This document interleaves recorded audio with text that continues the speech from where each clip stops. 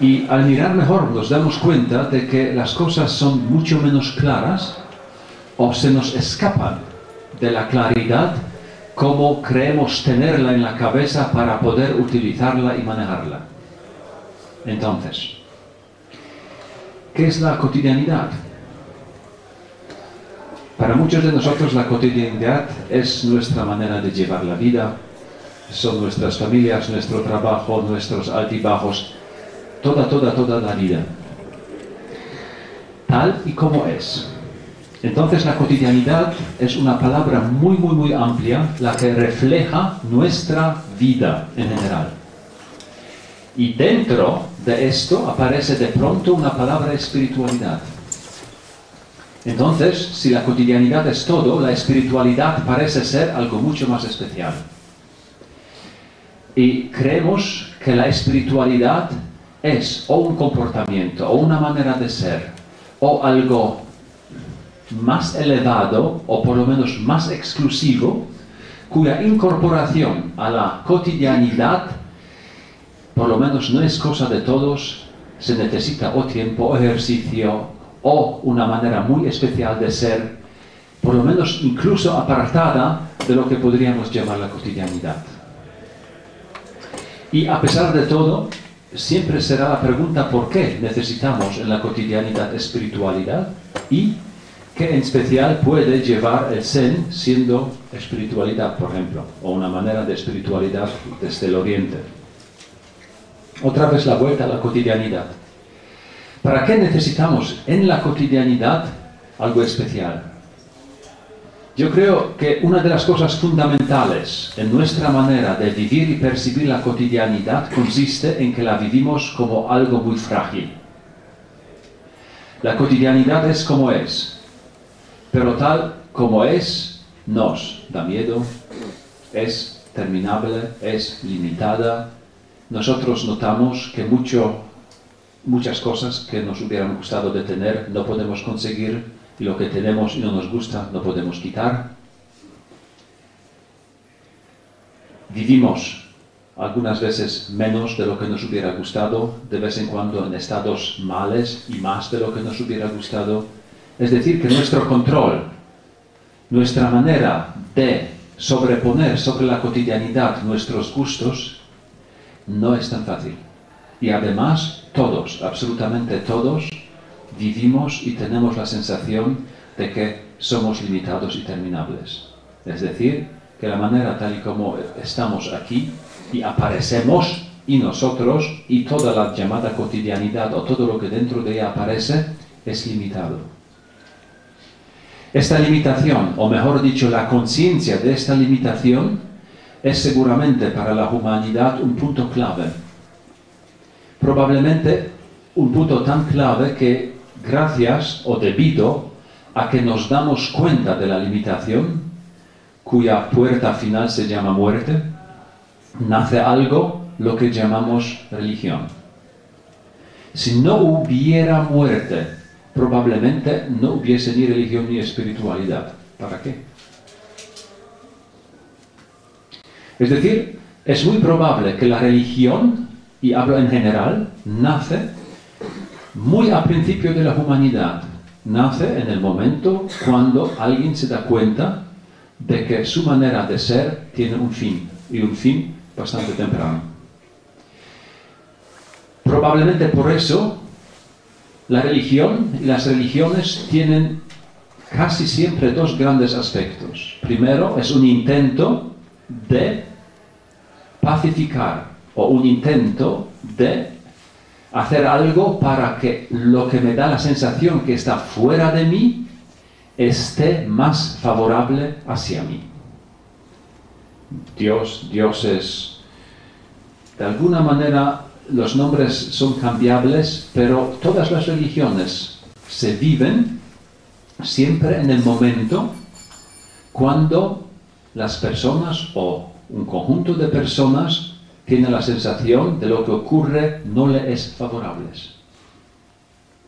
Esta sensación la tenemos hasta hoy y todos ustedes conocen la famosa frase del Padre Nuestro: hágase tu voluntad. Personalmente viene un coma siempre cuando coincide con la mía. Porque si no coincide con la mía, entonces vamos a cualquier sitio, a los templos o iglesias del mundo, pidiendo a la divinidad de cualquier religión para que corrige lo que está haciendo porque a mí no me va. Por eso uno de los motivos esenciales de la religión es pedir un favor para que se cumple lo que yo o nosotros creemos bueno y necesario. Otro aspecto de la religión es más relacionado con un futuro y se debe más todavía al hecho de la muerte. Porque nosotros no queremos o no estamos de acuerdo de que el llamado yo puede terminar con la muerte, con lo cual la expectativa más grande es que nos perpetuemos de alguna manera. En las religiones monoteístas lo tenemos como cielo, paraíso. En las religiones orientales vamos más, primero por lo menos, por reencarnaciones, pero por allí o por aquí, da igual. Lo más importante es que todavía con la muerte nosotros no terminamos y que podemos mejorar o incluso gozar. Pero también sabemos de que tal y como es ahora, no. Y muchas de las religiones notan esto y muchas de las religiones han sido de tal modo compuestas que incluso casi despreciaron lo de aquí y ahora por ofrecer, según un cierto comportamiento ético, una ganancia del más allá. Entonces, otra vez, cotidianidad y espiritualidad, cotidianidad y zen.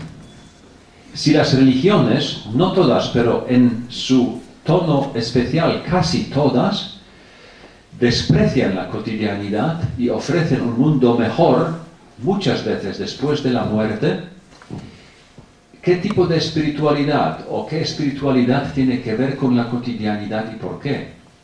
Incluso una tesis más fuerte todavía, existen espiritualidades que no solo se cumplen en la cotidianidad, sino que se viven como la cotidianidad, donde la cotidianidad misma es el mercado de la vivencia de la espiritualidad y no un más allá según tal y como tú te comportas aquí y ahora. A lo mejor muchos de nosotros no lo sabemos, pero la palabra espiritualidad es muy joven. Ella aparece por primera vez al finales del siglo XIX, al principio del siglo XX, dentro de las apariencias también nuevas de la ciencia joven, de las ciencias de las religiones, y allí se utiliza por primera vez la palabra espiritualidad, con lo cual, antes del casi siglo XX, la espiritualidad no existía, no hubo la palabra.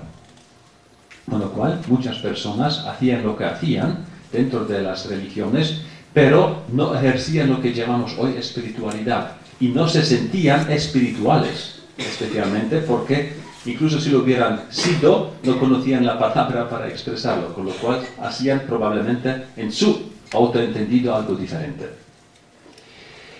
La palabra espiritualidad es muy amplia y se utiliza para todo el tipo de ritos, de oraciones, las que ponen en contacto a un sujeto con un objeto de su fe, por decirlo de manera un poco más científica.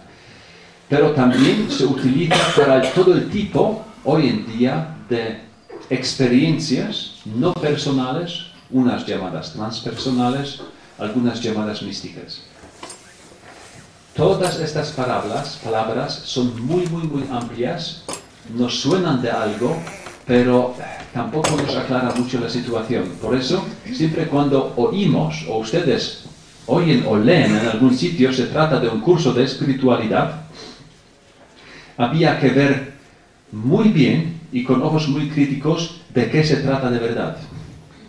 ¿Qué se ofrece allí? Porque ni la palabra ni los contenidos son claramente definidos. Por eso, el Zen, o ciertas corrientes de la mística cristiana o el sufismo, tal y como se puede entender, pertenezco por lo menos a cierto grupo de personas que también a nivel científico hemos definido ciertos movimientos conscientemente sabiendo de que es dentro de un gran bosque un pequeño camino donde se puede ver esto de esta manera, pero hay otras maneras paralelas también. Por lo tanto, si yo hablo hoy sobre la espiritualidad, hablo de una espiritualidad muy clásica y hablo de una espiritualidad bajo de la cual entiendo lo siguiente. La espiritualidad es una manera directa de vivir la realidad tal y como es, tal y como aparece, sin ningún tipo de distancia. Suena muy simple, significa pero una cosa siguiente. Si yo estoy aquí, ustedes allí, entonces hay un yo, un ustedes, o hay un yo, hay un tú, hay un aquí y un allí, arriba, abajo. Todos nosotros, en la manera de hablar y de percibirnos y de percibir la realidad, la percibimos como dividida y separada. Yo estoy aquí y no tengo nada que ver contigo. Puedo hablar contigo, me puedes gustar o no, pero tú te vas a tu casa, yo me voy a la mía.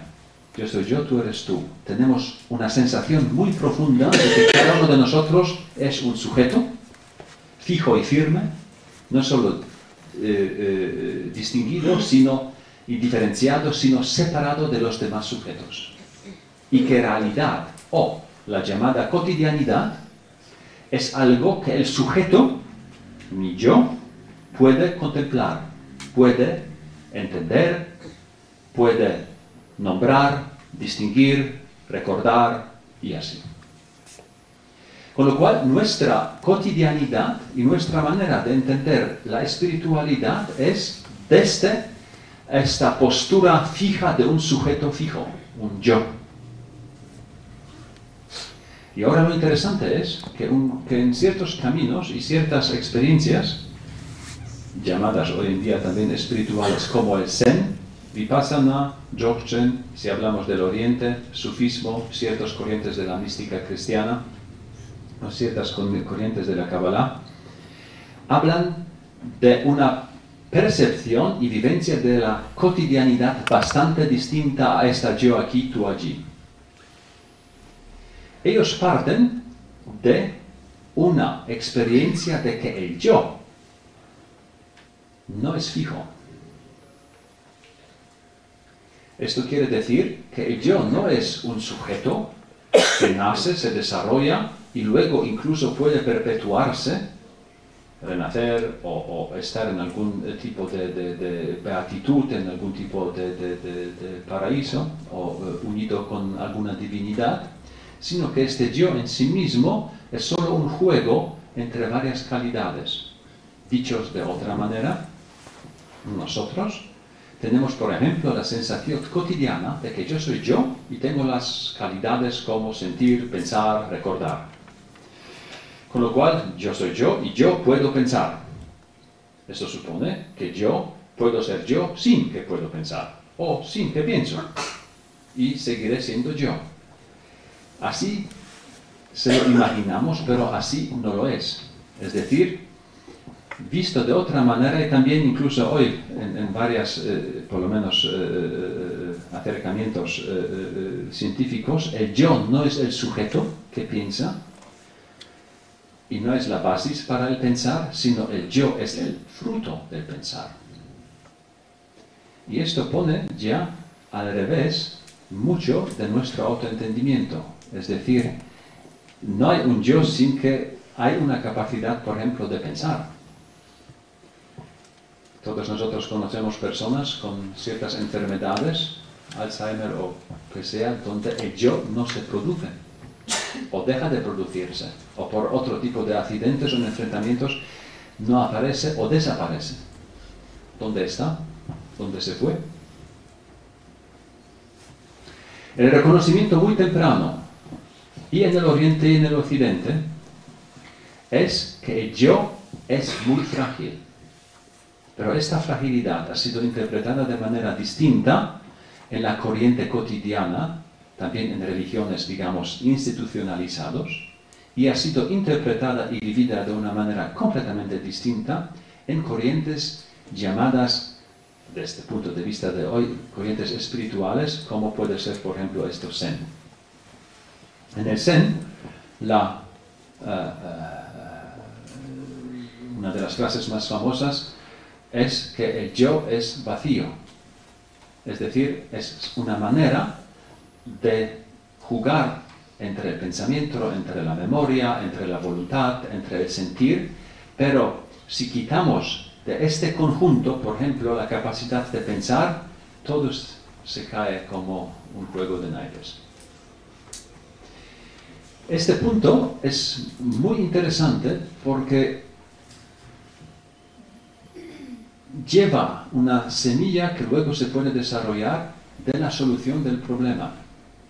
Si el yo es algo fijo, entonces, ¿qué hacemos con nosotros? ¿Qué ocurrirá conmigo después de la muerte? ¿Quién soy? ¿Qué puedo hacer? ¿Qué no puedo hacer? Todo ese tipo de preguntas. Si yo es algo mucho menos fijo, entonces toda la tesis de la subjetividad, todo el acercamiento hacia la muerte es distinto. Y allí hay una gran diferencia entre ciertos acercamientos de la espiritualidad clásica y ciertos acercamientos de las religiones clásicas. Las religiones suponen que el yo existe y el mundo fuera de él, o la realidad fuera de él, hacia la suprema realidad, está fuera o más allá de él, en la espiritualidad clásica. El mundo se divide en sujeto y objeto solo cuando pensamos, no en sí mismo. Y esto es una gran diferencia. Es decir, la dualidad, el yo y los demás, el yo-tú, la separación, no son en sí mismos algo, sino son fruto de nuestro pensar y de la identificación con ciertos pensamientos y estados. No más. Por ejemplo, el hecho de que haya hielo se debe a ciertas circunstancias. Pero si estas circunstancias cambiasen, de pronto tenemos agua. Y si cambian otra vez las circunstancias, tenemos vapor. O se diluye todo, según las circunstancias. Con lo cual no se puede decir que el hielo es sustancial.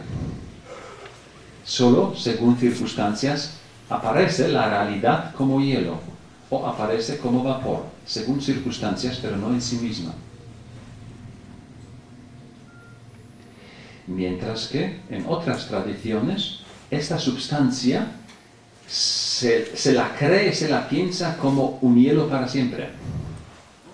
Y el intento de conservarlo, pase lo que pase. Es decir, que se cree que incluso si yo dejo de ser hielo aquí, apareceré en otro sitio como un hielo eterno. Por decirlo así. Me congelo eternamente. Y si es así o no, allí hay de verdad grandes diferencias, y dentro del cristianismo como dentro del budismo también. Y Zen es una de las corrientes muy interesantes donde se trata justo de este camino. Otra vez no olvidemos el título de la conferencia: cotidianidad, su fragilidad, espiritualidad o religiones, el yo fijo, espiritualidad, el yo no fijo y ahora el Zen. El Zen nace en un momento histórico del siglo VI, más o menos, con Bodhidharma, pero en China, y allí llega a desarrollarse en los próximos siglos, influye mucho en su cultura, pero su base es la iluminación del histórico Shakyamuni Buda. El Zen quiere mantener viva esta experiencia de Shakyamuni Buda, con lo cual la gran pregunta es: ¿en qué consiste la experiencia del histórico Buda? Buda es el título, el despertado. ¿En qué consiste en el budismo, según Zen, por lo menos, el haberse despertado? Una pequeña excursión. Del histórico Shakyamuni Buda, más o menos siglo XV antes del Cristo, sabemos bastante más que del histórico Cristo, por ejemplo. Pero también hay muchas leyendas sobre él. Y sabemos que él, siendo bastante joven, salió de su palacio 4 veces, viendo 4 veces cosas para él terribles. Él era de una familia muy rica y, según la leyenda, se dice que la familia le protegió de la brutalidad del mundo. Por lo tanto, él escapó 4 veces. La primera vez vio un enfermo, la segunda vez un mendigo, la tercera vez un muerto y la 4ª vez un monje con cierta dignidad. Estos 4 encuentros le provocaron tanto inquietud que dejó mujer, hijo y quiso entender un poco toda esta movida de la vida. Y ahora debemos entender, porque es una cosa muy interesante, parecida como lo pensamos aquí, aunque diferente. Él era indio, y la religiosidad hindú, hasta hoy, se basa en la llamada famosa ley del karma. Esta ley es la ley de causa y efecto. Todo tiene una causa y todo tiene un efecto. Este efecto es a la vez causa de otros efectos y así. Esta ley también incorpora a lo que llamamos nosotros, que dentro de nosotros es también un yo más profundo, Atma se llama, que a través de reencarnaciones llega a entenderse como unidad, pero pocas veces directamente, sino a través, con lo cual mejora, renace, es un cierto fijo. Y ahora, dentro de la religión hindú, hay muchos caminos para intentar hacer este camino más corto posible, es decir, no renacer muchas veces, porque renacer significa sufrir, porque no necesitamos muchos días en esta vida para ver que no es tan divertido. Con lo cual, nadie quiere renacer. Todos quieren salir de esta rueda samsara de morir y nacer. Y justo esto hizo como ejercicios Shakyamuni Buda también. Los ejercicios son muy locos hasta hoy.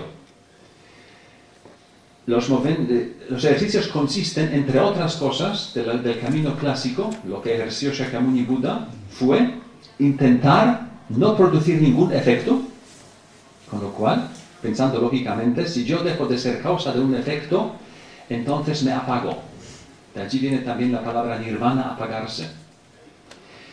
Y los sadhus y cientos santos hindús practicaban esto casi hasta la muerte física, porque era un intento de no comer, eran socialmente muertos, no ejercían nada.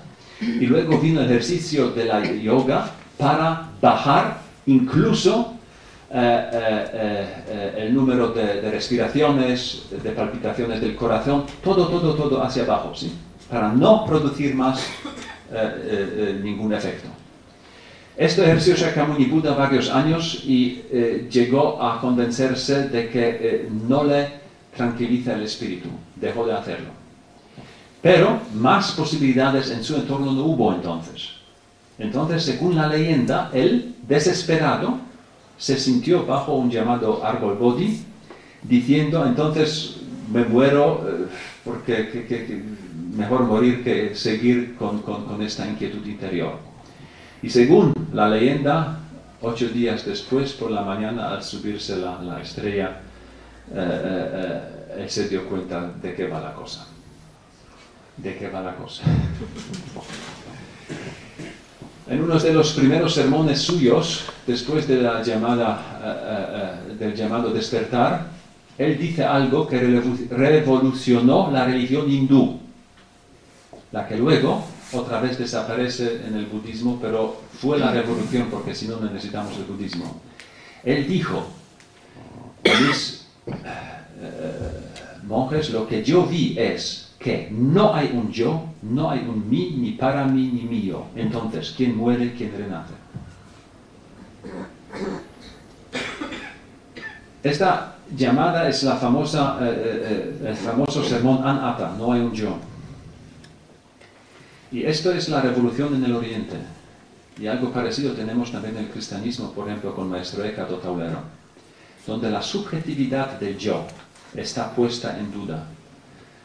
Donde, de manera directa, no por pensar, sino por revivirlo, de pronto puede haber una experiencia directa de la realidad sin la perspectiva yo. Este es todo el enigma. Mientras que las religiones, por recordar, se basan en la perspectiva yo y entonces si yo hay fuera, si no hay yo, ¿qué hay entonces? Esta es la gran diferencia en el Oriente y en el Occidente. Y esta diferencia tiene una gran repercusión en lo que llamamos la cotidianidad y en los próximos minutos intentaré dibujarlo de manera corta. Entonces, el despertar del Buda es haber reconocido que la conciencia y el yo no es lo mismo. Que el yo es un juego de la conciencia gracias al identificarse con pensamientos, imágenes y sentimientos, por ejemplo. Pero no es toda la realidad. Es decir, que cada uno de nosotros, en el momento y solo en el momento, cuando piensa, está creando una perspectiva llamada yo, una sensación yo. Si dejas de pensar, conscientemente, dejas de mantener o de producir una perspectiva yo. Este es el reconocimiento de que el yo no es un fijo que piensa, sino que el yo aparece mientras piensas, o gracias al hecho de que piensas. Esto será tan importante de que si vais a mirar hasta hoy, por supuesto, en los ejercicios clásicos espirituales, siempre te piden de dejar de pensar con plena conciencia. No porque el pensamiento es malo, sino porque crea la sensación del yo. Y si quieres experimentar la realidad de una manera distinta, como a través de esta perspectiva, ejerce un estado de no pensar y verás la realidad de manera distinta. Por eso, y en el Zen, y en las otras tradiciones vipassana, pero también, como dije, en el sufismo o como en corrientes de la mística cristiana, toda el ejercicio se centra, luego se llama esto sasen o vipassana, en lo que llamamos hoy atención. Pero atención no es un enfoque mental, una concentración en algo, sino es atención pura, lo que no es otra cosa que conciencia, donde puede aparecer lo que aparece sin que haya la sensación de que yo lo veo, yo lo juzgo, yo lo ordeno. Es un hecho difícil de pensar, pero por lo menos se puede a través de palabras dibujarlo, en qué consiste. Y ahora, teniendo este sabor de lo que puede ser la espiritualidad en general y el Zen o otras corrientes en concreto, ¿qué tiene que ver esto con la cotidianidad? Mucho, porque la cotidianidad, desde el punto de vista o de la experiencia Zen, aparece de una manera bastante distinta como desde el punto de vista de un sujeto, llamado yo. Porque el yo no es otra cosa como un sistema operativo muy complejo, el mejor que tenemos en el mundo, para organizarnos como entidades para sobrevivir. Somos animales, ¿qué piensan? El primer mono que dijo al otro mono, tú eres un mono, era un hombre. De esta manera. La capacidad reflexiva nos dio posibilidades para sobrevivir muchas más grandes que todos los bichitos alrededor. Aunque tengan dientes más largos o corren más rápido que nosotros, les hemos ganado. Gracias al coco. Y esta manera de reconocer está creando a la vez una sensación, una perspectiva yo. Y si yo me considero como un algo, automáticamente tengo un mundo fuera. Si yo no lo hago, entonces ¿qué? Y este es el juego del llamado ejercicio espiritual clásico. Porque según la experiencia del Zen, lo que existe, o mejor dicho, existe solo el momento actual.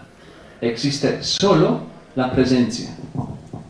Y nada más. El pasado no existe porque se pasó y el futuro no existe porque todavía no lo hay. Existe solo el momento presente, pero tú, gracias al hecho de que puedes pensar, puedes estar en el futuro pensándotelo o en el pasado pensándotelo. Puedes también suponer que estás en el momento presente pensándotelo, pero no estás directamente, sino te lo piensas, te lo imaginas. Y esta máquina de pensar e imaginar va muy rápido. Nosotros estamos completamente convencidos de que vivimos en el momento presente y nuestros sentimientos son reacciones hacia lo que ocurre en el momento presente. Y toda la psicología moderna lo sabe desde por lo menos hace 15 años que no es así. Es decir, nosotros creemos que vivimos en el momento presente y no lo hacemos también gracias a continuo pensar. Un ejemplo, tú te vas con un amigo por la calle y te viene otra persona conocida enfrente. Y tu amigo dice, ¡ay, mira, viene Pepe, qué bien! Y tú dices, ¡ah, no, no otra vez! Ambos estáis convencidos de que reaccionáis con alegría o con ira en este momento al ver esta persona. Y no es así. Tú no reaccionas a esta persona, sino reaccionas a tu recuerdo de lo que ocurrió con esta persona hace tiempo. Tu amigo tiene un recuerdo agradable y tú tienes un recuerdo desagradable. Y tu sentimiento de ira se produce gracias a tu recuerdo porque con este chico hoy tú todavía no llegaste a encontrarte y ya tienes sensaciones. La presencia es un deseo, pero la vivimos muy, muy, muy pocas veces. Vivimos en una máquina entre nuestras imágenes y los sentimientos que responden o corresponden a nuestras imágenes. Pero pocas veces llegamos a estar vinculados de manera directa con la llamada realidad. Hay algunos que dicen que nosotros, si tenemos 80 años de vida, no más de un año y medio vivimos más o menos de manera presente. El resto, en el coco, en el pasado y en el futuro. Y esto sí que es triste. Nos quejamos de que la vida es corta y de lo corta que es la vida, 90 y tanto % ni siquiera la vivimos. Estamos en este sentido ausente porque estamos en otros sitios. Y si miráis vuestra propia cotidianidad, lo mucho que estamos con los pensamientos en el pasado, en el posible futuro, y lo poco que podemos estar en contacto con el momento presente. Y esto, viéndolo, probablemente para muchos de nosotros no tiene muchas gracias, porque creemos, pero si tendré esto, entonces sí. Tienes esto y tampoco, porque te imaginas que puede ser mejor o peor. No tienes dinero, piensas en lo bueno que sería tener dinero. Tienes dinero, piensas en lo peor que puede ser perderlo. Con lo cual, hagas lo que hagas, tu coco siempre se inventa algo mejor o algo peor. Así funciona. Por lo tanto, la espiritualidad clásica o el Zen, al primero ofrecer un camino o ofrecer un reconocimiento de que hay una manera de vivir la cotidianidad o de vivir la realidad tal y como es, sin tener la sensación de la separación. Y esto sí que es algo revolucionario, esto sí que es algo que varios caminos místicos del Oriente y Occidente lo tienen. De que la divinidad o la plenitud no es algo separado, no es un más allá que puedes conseguir o debes estar en contacto, y esto según cómo te comportas o según las ganas de esta divinidad, sino es una simple y pura realidad siempre, independientemente si eres bueno o malo.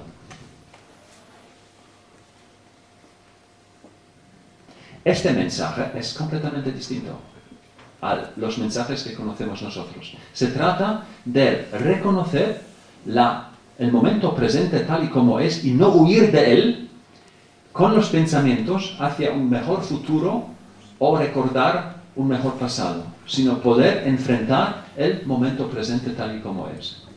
No más, pero no menos. Y este poder no es un deber, no es que yo me enfrento como un yo, sino el ejercicio, y esta es toda la locura, se pone en este momento más fácil si yo, entre comillas, desaparezco como un sujeto que todo el tiempo está juzgando la realidad. Nosotros ni siquiera pensamos, nosotros juzgamos. Esto es diferente. Si miras lo que te pasa por el coco cuando tú vas por la calle, no se puede llamar esto lo que pasa allí dentro que pensamos. Estamos comparando, juzgando, pero pensar es otra cosa. Vamos por la calle o vamos en nuestra cotidianidad siempre con el rumor en la cabeza. Me gusta, no me gusta, quiero, no quiero, está bien, está mal. Siempre así. Pero eso no es pensar, es juzgar. Y siempre comparando esto, lo que me gusta o no, hacia mis recuerdos y sentimientos condicionados por las vivencias del pasado. Y todo esto llamamos vida. Y miramos a los demás siempre como piezas de un puzzle hacia mi manera de bienestar o mi manera de mantener una estabilidad. Si tú me quieres a mí, entonces, punto doble, deberías, y ahora viene toda la litanía de cómo deberías comportarte. Y si no lo haces, ya dejas de quererme. Muchas veces, y también nuestra imagen de amor y amor entre personas es bastante trágica, porque esto supone de que uno está hecho o debe comportarse de tal modo para que la estabilidad del otro esté garantizada. Y si no lo hace, entonces ya le decimos, sabes, antes o hace 2 años todavía, entonces sí, pero hoy desde que has cambiado, ya no. Con lo cual, nosotros, bajo amor, siempre tenemos solo un cierto sentimiento de un bienestar personal, estable, y el otro como un sirviente para producirlo. Y así ocurre muchas veces. Y muchos de nosotros luego también dentro de nuestras religiones estamos en una continua lucha con los llamados dioses o el Dios, porque tampoco pasa, o mejor dicho, pasa olímpicamente de nuestros deseos. Por eso la espiritualidad es un momento casi areligioso, no contrarreligioso, sino areligioso. Porque la religión se basa en un yo, y este yo es una manera de ver y organizarse en la realidad, con sus partes positivas a la hora de ejercer la vida por partes operativas. Ganarse la vida, hacer relaciones, comprar y todo ese tipo de cosas. Pero como un reconocimiento de la realidad, falla. Es decir, la necesitamos por un lado, pero a la vez falla como un reconocimiento y no nos garantiza una paz interior. De allí viene un entrenamiento llamado Zen, o espiritualidad, o Vipassana, o ciertos caminos místicos. Y este entrenamiento consiste en experimentarnos despiertos sin que haya pensamiento. Y este ejercicio es al principio cruel, porque nosotros pensamos constantemente. Cada uno de nosotros más o menos tiene 60.000 pensamientos al día. Y todo este conjunto a su velocidad da la sensación de una estabilidad. Por lo tanto, comenzar a estar un poco más quieto es, a principio, muy duro. Pero todo lo que ocurre aquí nos preocupa, o son preocupaciones, tiene tremendos efectos hasta la salud, el estrés, y está muchas veces aquí, por mantener este yo, por mantener nuestra autoimagen, por intentar llegar a que nuestros deseos se cumplen, todo esto. Por eso, tiene un cierto interés ver qué pasaría si esto se para. Primer y más fundamental interés, con el vínculo hacia la cotidianidad, porque eso es nuestro título hoy, consiste: si tú dejas de juzgar, dejas de crear una referencia llamada yo quiero, desaparece esta sensación yo, entonces por fin puede ser lo que es. La mayor de las cosas que aparecen no son ni buenas ni malas, o es que tú tienes una imagen como deberían ser. Esta imagen es tan educada y tan dura y tan fuerte en nosotros que la confundimos con la realidad, diciendo: debería ser así, está bien, está mal, es correcto, no es. Estamos convencidísimos de que todos nosotros sabemos lo que está bien y lo que está mal. No, podemos sentir lo que es de vez en cuando agradable y desagradable, pero nadie de nosotros sabe lo que está bien y está mal. La mayor parte de grandes matanzas y de grandes problemas de todos los siglos siempre comenzaban en el nombre de lo bueno, nunca en el nombre de lo malo. A pesar de todo, no nos damos cuenta de que lo bueno y lo malo es la manera como pensamos y no la realidad como tal. Porque nuestro pensamiento solo puede desarrollarse de una manera bipolar. Es decir, tú solo puedes pensar lo bueno si a la vez piensas lo malo. No que existe lo uno y lo otro, sino así podemos pensar. Con lo cual, si quieres ser muy bueno, debes ser a la vez muy malo. Y mejor que quieres ser más malo, debes tener la idea de ti mismo también, de la cual quieres separarse. Es imposible de otra manera. Porque esto va junto y no por separado. Y nosotros estamos convencidísimos de que por algún milagro llegamos a obtener solo este 50%. Recuerden bien la parábola del Evangelio donde Cristo dice que hay un rey que tiene un campo y por la noche vienen los malos y les echan cizaña en el campo. ¿Sí? Vienen los sirvientes y le dicen: vamos a quitarla. Y que dice el rey: no, dejadla, porque quitar la cizaña quitáis el trigo también.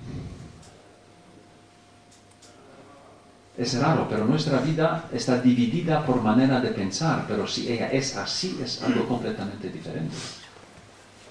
No lo sabemos tan bien. Lo que hoy está bien, mañana o en otras circunstancias a lo mejor no.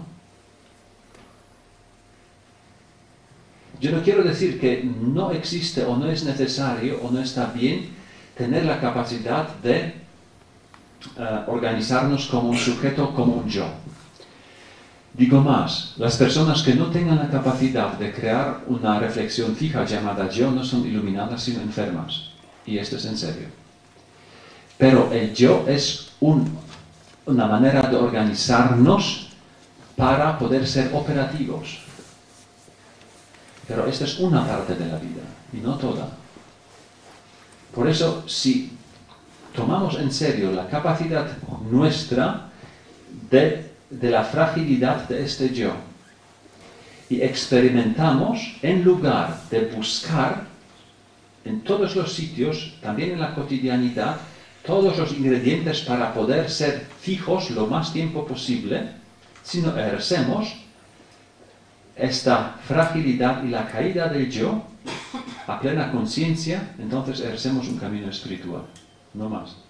Otra manera de decir es la espiritualidad clásica es un ejercicio de morir antes que morimos. No otra cosa. Esto ocurrirá un día seguro. Se nos irá todo. Nos vamos disolviendo. Y el Zen es también un cierto ejercicio de hacerlo a plena conciencia. Y no haces otra cosa en el Zen como estás completamente presente sin desarrollar los pensamientos en una historia. Porque todas estas historias, aunque parece que pensamos sobre las cosas, tienen la parte más importante es que en cualquier historia tú tienes el papel principal. De víctima o verdugo da igual, pero el principal. Te sientes como el protagonista. Y esto es porque lo hacemos, porque lo mantenemos, porque nos da la sensación de control. Y en cierto marco funciona, pero en muchos no. Y la vida es más loca y más grande para todo esto en nuestra manera de querer tenerla bajo el control. Así entendido el Zen, por un lado, así entendida un poco la cotidianidad de todo lo que aparece y tal y como aparece, desde el punto de vista del Zen o de la espiritualidad clásica. Entonces no existe una separación entre la cotidianidad y la espiritualidad. En las religiones sí. Lo divino es mejor, la divinidad es más allá, la tierra es menos, es terminable, lo otro es eterno. Todos estos contrastes. En la espiritualidad no hay ningún contraste porque todo es absolutamente uno. Uno no significa mezclado. Uno. Podemos hacer diferencias, distinguir, pero no separar. Tú puedes distinguir olas en el mar, pero no son separadas del mar. No se puede decir una es mejor y peor. Son como son, según muchas circunstancias. Cada uno de nosotros es según tal y como es, según muchas circunstancias. Y es un mínimo donde nosotros podemos hacer algo. Nuestras influencias son mínimas comparando con lo que nos influye y lo que nos está formando. Por eso, la experiencia esa de un no yo a plena conciencia, este despertar, es un despertar en medio de la llamada cotidianidad, percibiéndola al mismo tiempo como una y un no algo. No hay nada que puedes coger. Esto en el Zen se llama vacío. Pero no vacío como lo contrario a un algo, sino un no algo.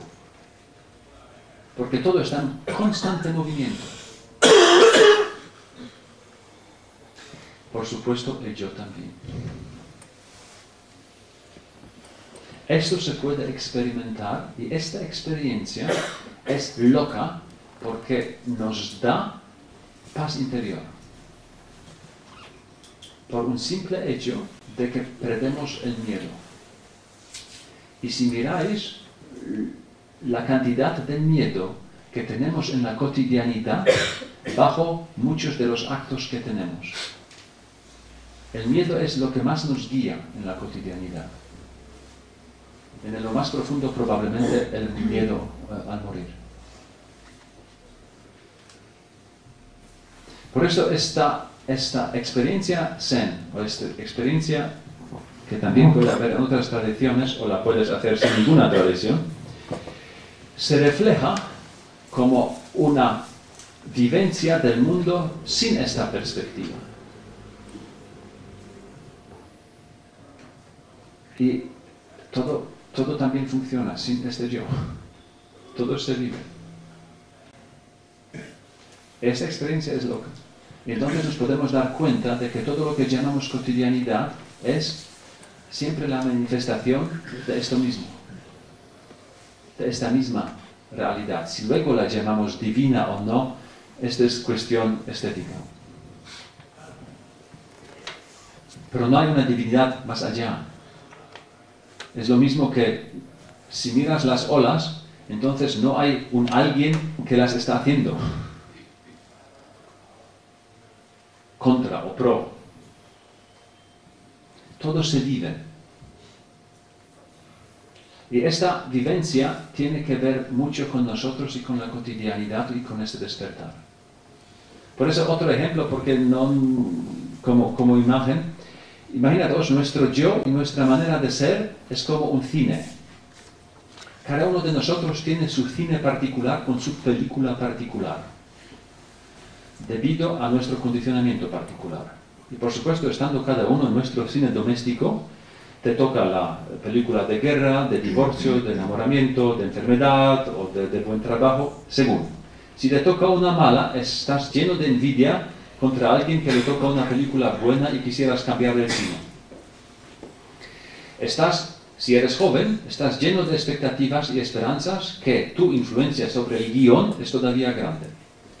Entonces, con 40, 50 años viene la primera gran crisis de la vida cuando te das cuenta de que tu influencia sobre el guión de la película es mucho menos de lo que tú te pensabas. Ese también es un momento donde la gente o se desespera, o se pone depresiva, o acelera mucho más, o se pone religiosa para rezar hacia alguien que cambie él, por lo menos este guión, lo que sea. Pero nuestro deseo al identificarnos con el personaje principal de la película es que llegue a un buen fin. Mientras tanto, debes ir al baño para hacer pis. Vas y vuelves rápidamente para no perderse la película, aunque es emocionalmente muy fuerte. En realidad, el único momento real de todo esto fue el del baño. Pero si tú hablas con alguien después de una película emocionante, y le preguntas qué fue lo más real de todo esto, a nadie se le ocurre de que estaba en el baño. Bueno, estar en el baño es zen. El resto es la película cotidiana de donde pienso la vida. Y en este sentido, en el zen, estás tanto tiempo en el baño hasta que te das cuenta de que la película es película. No bien más, que es simplemente una película. Esto es importante. Y que puedes disfrutarla sin que estés tan enganchado pensándote que están como yo qué sé, matando y tirando, entonces te escondes detrás de la silla porque te puede pasar algo, ¿sí? Pero estamos tan unidos a esta película que el momento real es nada comparando con ella. Por eso este despertar es cuando en el cine de pronto alguien sube la cortina y aparece la luz del día. Entonces la misma película, tal y como es ella, desaparece. Aunque todo está rodándose, desaparece porque ella en sí misma es vacía. Es un juego de circunstancias, de oscuridad, de luces, de velocidad, de todo esto. Pero en sí mismo, no. Pero da la sensación de que es así. Da la sensación, si yo estoy enamorado y ella no viene en 10 minutos, me muero. De esa sensación. Todos hemos sobrevivido, y 10, y 15, y 20 minutos. Pero las sensaciones son tan fuertes que son las que nos guían, y no la realidad. Y de estas sensaciones tenemos docenas a lo largo del día y miles a lo largo de la vida, y todas nos parecen tan fuertes y tan reales que debemos actuar. Yo no puedo, así no se puede, esto no se debe, ¿sí?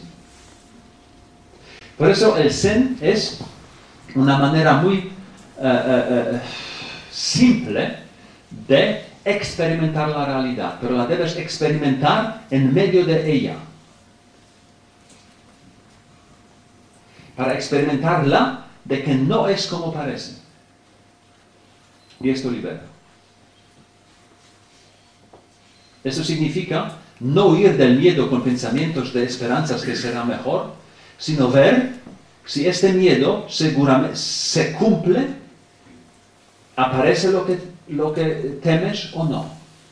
Y en más del 99% no aparece lo que temes. Pero gracias a que temes y te vas, el miedo se perpetúa. Por eso la espiritualidad es un quedarse, es una sentada también físicamente, es un sentar, no correr, no buscar, no ir a otro sitio, ni físicamente, ni con el coco, lo que es más difícil. Y nosotros, con este miedo por debajo, estamos huyendo y huyendo y huyendo. Y todos estamos convencidos de que huimos porque nos persiguen. Nosotros no nos pueden perseguir si no huimos. Si dejas de huir, nadie te puede perseguir. Imposible.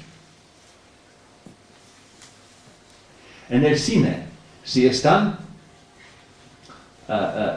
gritando o están tirando algo, si haces eso,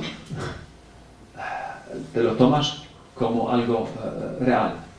Si te quedas sentado, notarás que es vacío. Es decir, la realidad es bastante distinta a lo que nosotros pensamos o cómo se lo creamos. Por eso, el juego entre la cotidianidad y la espiritualidad, o la diferencia, no existe. La espiritualidad es una estrategia de vivir la cotidianidad gracias a ser uno con ella.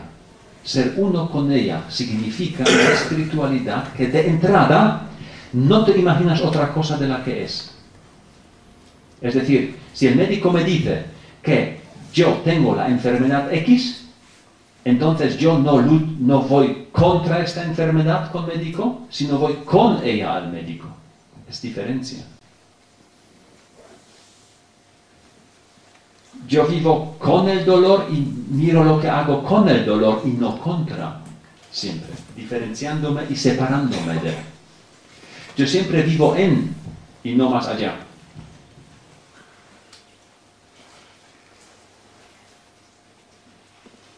Es decir, la espiritualidad es permitirse de que haya lo que hay. O dicho de otra manera, si tú quieres lo que hay siempre lo que quieres. La voluntad va hacia allí. Hay lo que hay. Y si podría ser de otra manera, lo hubiera sido, pero no lo es. Lo hay. Así como es. Y este punto de partida, por ser uno con lo que hay, somos uno con lo que hay. Y miramos lo que podemos hacer y vivir con lo que hay. Y no de que vivimos la vida como un videoclip de nuestras imágenes y pensamientos como debería ser. Forzándola, violándola hacia ciertos sitios porque debería y debería. Ella es como es. Y esta mirada distinta que requiere mucho coraje personal a la hora de ejercerlo, tiene que ver mucho con la espiritualidad. Hágase tu voluntad, o se está haciendo tu voluntad, es una frase en todas las espirituales clásicas, con un reconocimiento de que se está produciendo lo que se está produciendo. Y si hubiera sido de otra manera, hubiera sido, pero no es. Por eso al final, porque como estamos en un entorno no zen sino cristiano, una imagen muy interesante con esta rebeldía contra la realidad y un de acuerdo con ella. Todos ustedes conocen la escena final de la crucifixión de Jesús. Está acompañado por los dos señores que eran o asesinos o algo parecido, y uno de ellos estaba todo el tiempo en contra. Y el otro no, dice, nosotros sufrimos lo que hemos vivido. En este momento el maestro le dice, tú entras conmigo. Es decir, el chico tiene en todas las religiones normalmente la cosa perdida. En la oriental, una karma fatal por ser asesino se va a carajo. En las nuestras, si no hubiera sido históricamente el Jesús, tiene lo mismo. Pero el llamado cielo no es un lugar más allá, sino es la plena presencia en este momento, dejando de huir de lo que hay. Esa es locura, muy extrema en esta imagen. Pero a lo mejor también en la religión cristiana hay muchos matices de que la presencia misma El reino de Dios está con vosotros, en vosotros ahora, y no un día, sino ahora. Tiene que ver con este sabor de la presencia de aquí y ahora, la que refleja al donde va el ejercicio del Zen, y lo que nos hace vivir o ser la cotidianidad de una manera más plena y más tranquila, y no utilizarla solo para nuestros modelos que por el momento no se cumplen, sino crean otros problemas. Gracias.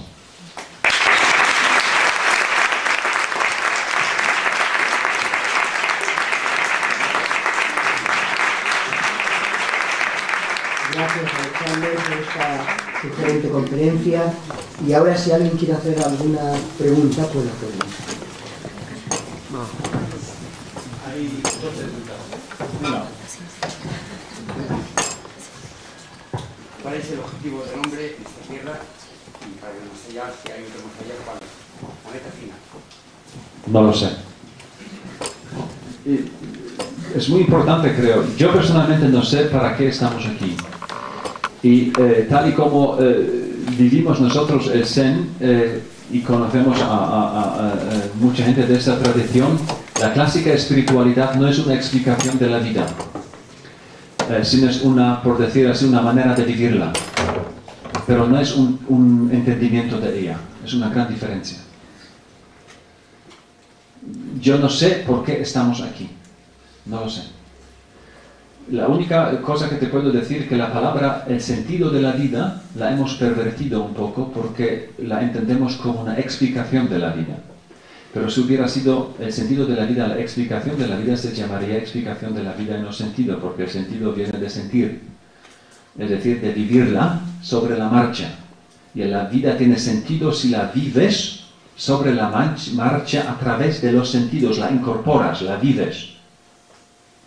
Esto sí sería una espiritualidad muy clásica, porque eres la incorporación, la manifestación de la vida misma. Y si la vives y permites vivírtela así, tiene sentido, es sentido, la sientes. Y si le das explicaciones o no, puede ser divertido, pero es otra cosa.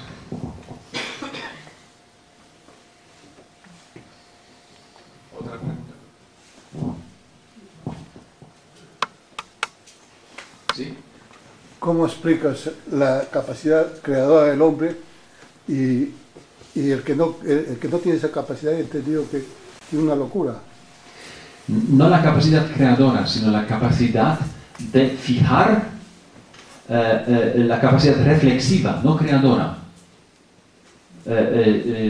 Reflexiva significa que tú puedes pensar que tú puedes pensar. O si un perro muere, y sabe que muere como un perro, es un hombre. Reflexión. De allí hay ciertas posibilidades, pero si es tan creativo, bueno, es otra historia. Es reflexivo, pero no creativo, es otra cosa. Lo que nos hace humanos es nuestra capacidad reflexiva.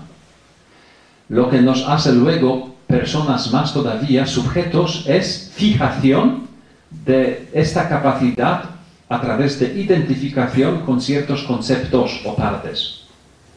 Por ejemplo,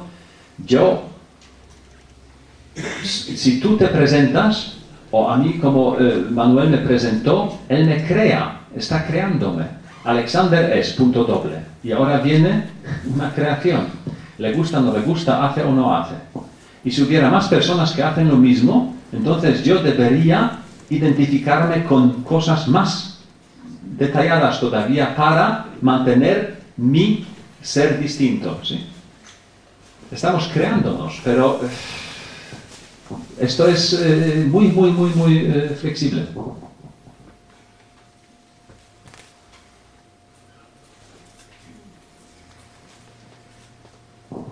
¿Alguna pregunta más? Sí, por favor. Hay que descartar definitivamente a Cristo. ¿Qué significa descartar? Pues no considerar lo que él ha enseñado, por ejemplo. No, yo creo que hay cosas muy dramáticas con las religiones, por lo menos monoteístas, por decirlo así, y ellas o ellos han sido creadas en un cierto tiempo con una cierta manera de pensar. Sobre todo en todas las tres, donde el Islam es la más limpia, por decirlo así, no hablo ahora del Islam de la calle, sino de la alta teología islamista, es un pensamiento aristotélico y un entendimiento aristotélico del mundo. Y, digamos, toda la visión de la teología desde por lo menos siglo XVII podría ser nueva porque el mundo cambió completamente y el siglo XX cambió todavía de tal modo que ni siquiera lo entendemos todavía.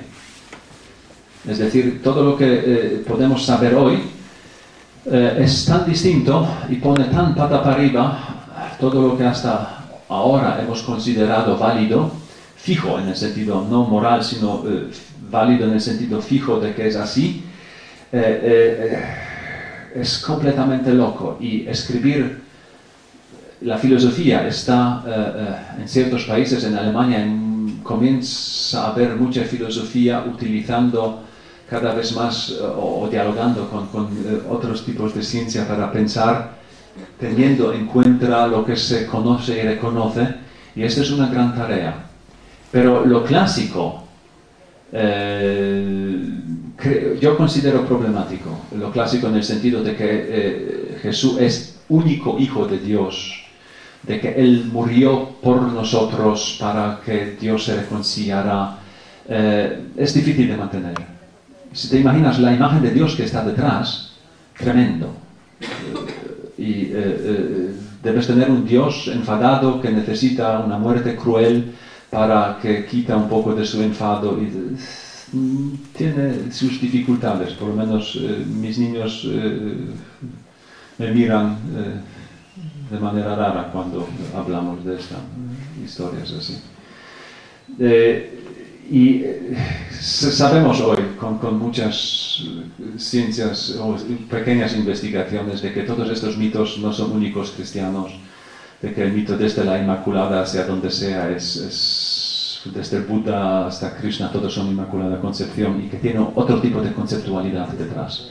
Con lo cual yo creo que dentro de los próximos décadas puede haber una manera distinta de pensar y que creo que las religiones clásicas o el entendimiento clásico quedará, pero para muchas menos personas en las tres grandes monoteístas. ¿Sí?